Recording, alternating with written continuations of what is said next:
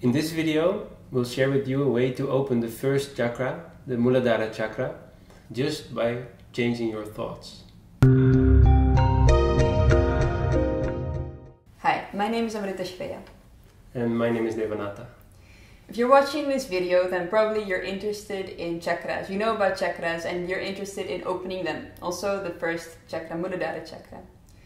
And basically, just to give you a recap, opening the chakras, unblocking those energy centers is what we do to let the Kundalini energy, the life energy, flow freely through our systems, which basically makes us very alive and awake human beings and even moves us towards expressing our divine potential. Yeah. Without going too much in the details of what chakras are, basically there are 7 chakras in the body. First, starting at the lower point of the body, and the 7th at the highest point, the crown. And basically what these energy centers do is that they're energy centers connecting the different bodies that we have, like the mental body, the energy body, all the different kind of bodies that they have in yoga. The chakras are connecting them. So they govern how the body works, how we feel, how we think. Everything is connected through the chakras. And opening them is a very important thing that will happen when you evolve spiritually. And since the chakras connect all these different type of bodies we have, you can work on opening the chakras on all these different layers. So you probably know about yoga exercises which are specifically helping you to open 1 or 2 or multiple chakras. The same way you can also choose to work on opening the chakras based on or coming from the mental level. So like what we were just saying in the introduction to this video, opening the chakras by changing your thought processes. So what we want to do is we want to give you a different kind of approach that helps you create a lifestyle where the way you think will help you open the chakra. Instead of doing a separate exercise and sitting separately throughout the day because of the way you think, because of the way you feel and the way you hold yourself in life, you will open the first chakra.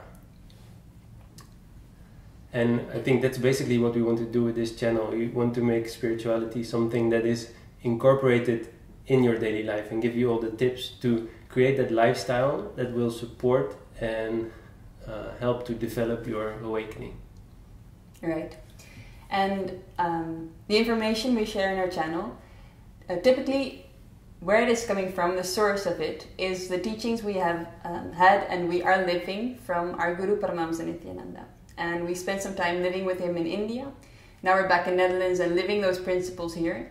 But they're basically principles. The information is based on the ancient wisdom of the Vedic tradition. So that's a very reliable and authentic source. On top of that, we have practiced these principles and we have seen the difference it makes for our lives, the shift that has happened in us. So based on that, we can really recommend all the principles we share in our videos. And yeah, we are no way perfect, but just we try to live as much as possible these principles that we've learned from our master in India. And basically we share those experiences and the knowledge we've gained there so that you can also create a more spiritual lifestyle.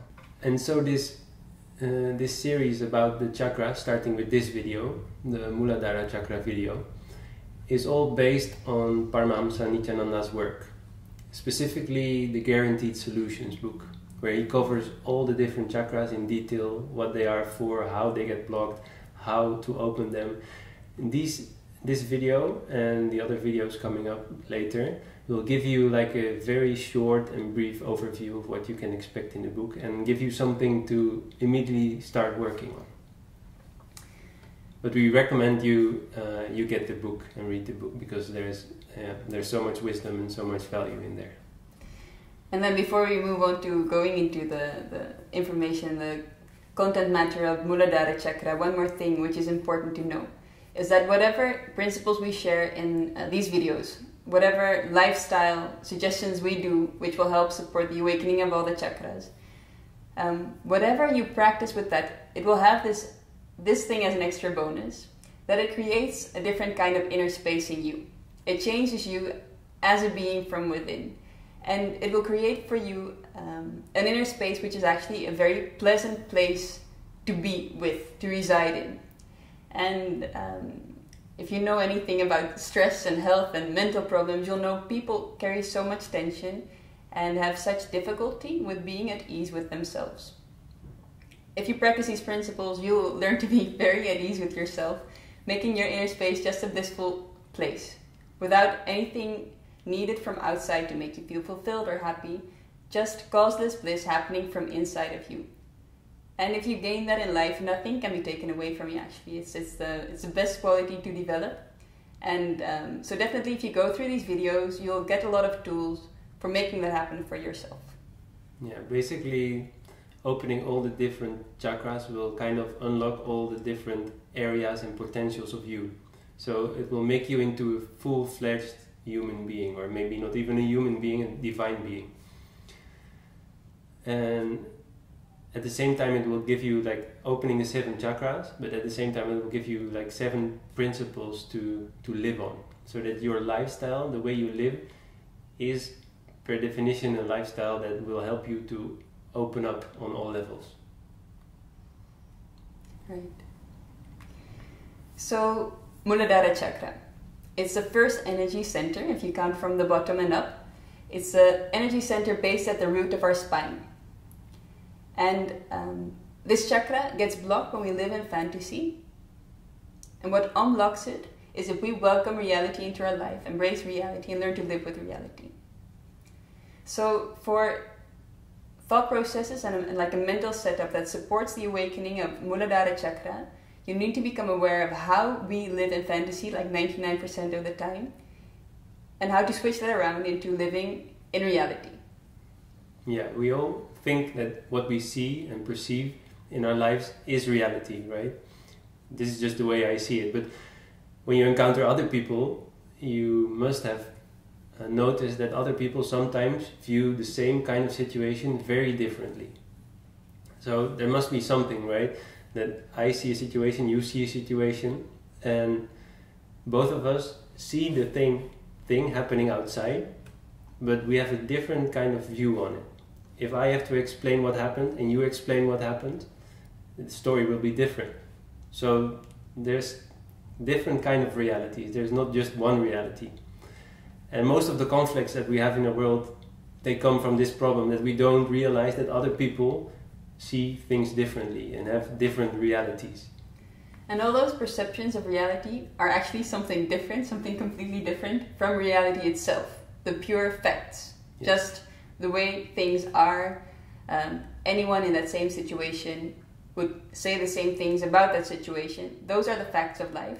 What we are living with continuously is our interpretation of reality, our perception of it. And that's what we call fantasy. So you might actually have this question, am I really living in fantasy so much? Or am I living in reality? And we'll just give you an example which helps you understand how much we live in fantasy. For instance, let's say it's Sunday evening, and you are aware that tomorrow morning you're going to work again. You're going back to the office. And this Sunday evening you're actually having some friends over, and you're having dinner, and you're having a good time with each other. But still in your mind, you're thinking about this Monday morning, and it's actually changing your mood. You're feeling a little less relaxed, a little bit more tense about going back to the office. Your mood is being changed by something that is not happening at this time. So often, either the future or the past, what has happened, what we are expecting to happen, is changing the way we are feeling in the present moment, even if that moment is not related to that other thing. Yeah, so we're not ready or able to live in the present moment because we constantly bring in the past, or we look towards the future and we are greedy towards the future, or we don't want this specific future. So we're constantly like putting a layer of fantasy on the present moment, on reality. And it's exactly this way of living in fantasy which blocks the Muladhara chakra. As we said, like Muladhara chakra, it's the root of existence. It's an energy center which helps you connect to reality. If you're not connected to reality, it means your Muladhara chakra is blocked. And getting in touch with reality, connecting to reality, living in reality, basing your decisions on reality helps Muladhara chakra to open. Yeah, that's also why they call it the root chakra, because if it opens, it will make you rooted into this world, and like being steady and knowing what's really happening, easily solving problems, all that kind of thing. So first thing to do to get into this way of thinking, the mental setup, the thought processes, where you are connected to reality, where you are rooted, is to recognize where you are living in fantasy, and also why we are living in fantasy, how fantasies are created.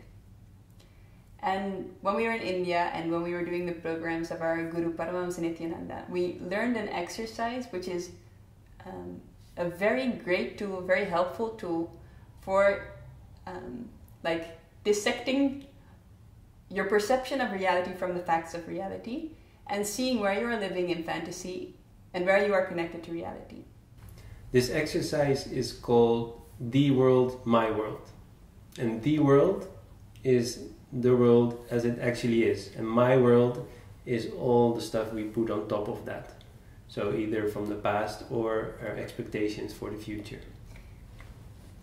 And our perception of reality, so our like interpretation of the facts, there's a lot of things which influence that, like the way we are raised, even the country we were born, maybe the religion we were brought up in. All these things build a certain set or layers of cognition in us with which we interpret or filter reality. So we are not born with those cognitions, we're not, they don't come with us from earlier lives. As we live our life, we start building layer and layer of cognitions. And as we build them, we also start believing they are true. They are the reality. And when we are in a situation, we start thinking that our interpretation of the situation is the reality, not the facts of the reality. And we might even start basing important life decisions on our interpretation of reality. Yeah, maybe to make it more clear, we can give an example that Swamiji often gives. It's, for example, there's a dog running around in a small place in the middle of the village. The dog is running just round and round. So the one person, seeing that dog standing there in the middle of the village, the dog comes and runs to him. This person, when he was young, he was bitten by a dog, and they never had any dogs in the family, or they didn't have any pet dogs as we have here in the West. So by the dog approaching him, immediately he starts to think, this dog is here to attack me. He's angry, he comes towards me, he's going to bite me. This is person one. Then the second person is a different kind of person. For example, it could be me, because I grew up with dogs. My parents, they have a dog, so I'm used to dogs. So if I see a dog running and a dog comes running to me, I feel like, hey, maybe this dog comes to say hi, sniff a little bit, or he wants to play. I'll see his tail, and if the tail is wagging, I know the dog is happy, so there's nothing to worry about. So my reaction and my interpretation will be very different from person one. So what you can see here in this little example is that what we have experienced in the past does matter for the way we perceive reality. So there's, in this situation of the dog running around in the middle of the village, there's part of this example is my world, and part of it is the world. The world are the facts. So there is a dog, the dog is running around and it's coming towards a person. That's the world, those are the facts. The rest, my interpretation and person one's interpretation, are my worlds. So this is all fantasy put on top of the reality. So there you can see how to dissect what is fantasy and what is reality. What is my world and what is the world. So now how can you use this knowledge of my world, the world? How can you use it in your practical everyday life? I think you can use it to constantly, in situations, get yourself back to reality. And this is especially important in situations where you are facing powerlessness, or facing some pain or some hurt, what we would call incompletions. And I'll just give you a small example which many of you might kind of relate to. Say for instance you bought some new pants and you come home and you put them on and you show your husband and say, look, I bought my new clothes, how do you like them? And it doesn't really matter what he says. He might say like, oh, I like the other ones you bought a few months back, I like them better. He might just say this simple thing, but in your own mind you might think things like, oh no, he liked the other ones better, maybe he thought I was in a better shape a few months back, maybe he's thinking I'm getting old, maybe he thinks I'm fat. Somehow people always tend to think someone says something and then you feel you're fat. So what happens is you start to build all these ideas in your head. You don't check them with reality at all. And if you look at the simple facts of reality, you're just having all these ideas and cognitions you are putting on the situation. And those are throwing you into confusion, pain, powerlessness, so many things. Yeah, we might even get into a fight because you think I said that you are fat or something, but I never actually said those words. But what I said, your interpretation of it, led to the misunderstanding that you get the idea that I think you're fat, which is not the case. Anyway, that's all that's like a different example of the same problem. How this living in fantasy can cause all kinds of communication errors and misperceptions of reality, basically. But how to get out of it? Specifically, it causes us to be in incompletion. Yeah. Because if we don't attach all these meanings and like all these layers of our ideas, of our cognitions on top of reality, then very often there's not so much to get upset about and there's not so much to worry about, there's not so much to get stressed about. If we just stick with the facts, life becomes a lot easier and lighter. Yeah, we can start to see life as is. Like there's a dog running around in the center of the village. That's all. Nothing to be afraid about, nothing. There's not a needed reaction. All the reactions come from the past and our interpretations, from these incompletions, from this powerlessness. Even if you have bought some new pants and your husband doesn't like them as much as the ones you bought a few months earlier, there's really not so much the matter. As long as you don't start thinking all these extra things about it. I mean, it's just a simple fact. Things can happen like that. It's not a problem. So now I hope this has made it more clear what is the world and what is my world and what is the problem with having a my world on top of the world. Now let's get into how to apply this in your daily life. How to make sure that you live less and less time in fantasy, you're less occupied with fantasy and you're more rooted in reality. So next time you experience some low during your day, whenever you have time, sit down and write down what is the world and what is my world. You can even make like 2 columns. One column, the world, where you write the actual facts without putting any interpretation on top of it. So you cannot say, I felt like this or I'm thinking like this. All that is in the my world, is in your inner domain. And we have to be careful with these kind of things because we can even write down, like when we're writing down the facts, you might even say, he gave me an angry look. But you cannot put in those kind of things because it is already your interpretation. You might say he looked in my direction, everybody might agree on that same thing, but whether he was looking at you in an angry way or in a friendly way, that's already an interpretation of reality. So be very clear to leave out those interpretations in the my world descriptions. Yeah. So in doing this, you learn so much about yourself. You learn a lot of like what are the incompletions, what are the patterns that you carry, what are the kind of interpretations that you do over and over in your life. You'll get a closer look at those. And you also be trained in like dissecting what is like fantasy and what is reality. So, and that's a very, very valuable skill to have. And it will make your life so much easier. And whatever problems, whatever things you are facing, if you just apply this my world, the world to it, you'll see that you'll get an easy solution. So using this very simple tool, very simple exercise, it does so many things for you. It makes life more simple. It creates that more peaceful and more easy inner space where it's actually just enjoyable for yourself to be. And the most important thing which we are aiming at with this video, it will be a way of living life connected to reality, which supports the awakening of Muladhara chakra, which helps the energy to flow freely through this chakra, unblocking it from fantasy. Yeah. And I think with this we can close this video. Keep a lookout for next videos, because like from the first chakra, the Muladhara chakra, we'll move on to the Svatisthana, which is the second chakra, and from that we'll move like upwards. So if you haven't already subscribed to the channel, you can do so. You'll get a notification when we make the next video, so you can follow the whole series and open all the different chakras. We really enjoy your comments, and we want to thank you for your support by liking the video, by subscribing to the channel, and also replying to other comments. If you just go through the comment section below the videos, there's so much people who are like-minded. They're looking at the same kind of thing. They're looking for the same kind of life. They're all interested in spirituality, opening the chakras. So you can help each other. You can learn from each other.